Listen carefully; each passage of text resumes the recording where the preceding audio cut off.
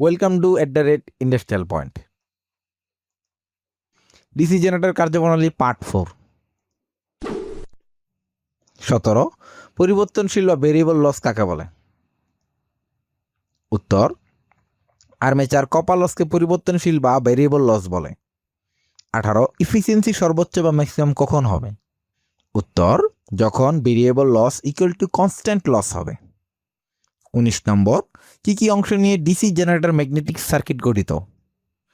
উত্তর, DC generator magnetic সার্কিটের অংশগুলো হলো: 1 ইয়োক বা ফ্রেম, 2 পোল কোর ও পোল শু, 3 আর্মেচার কোর, 4 এয়ার গ্যাপ।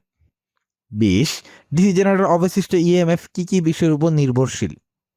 উত্তর, নিম্নলিখিত বিষয়ের উপর নির্ভর করে, যথা: 1 চৌম্বক ক্ষেত্রের প্রাবল্য, 2 আর্মেচার কন্ডাক্টরের দৈর্ঘ্য এবং আর্মেচার কয়েলের টান সংখ্যা, 3 আর্মেচারের গতিবেগ।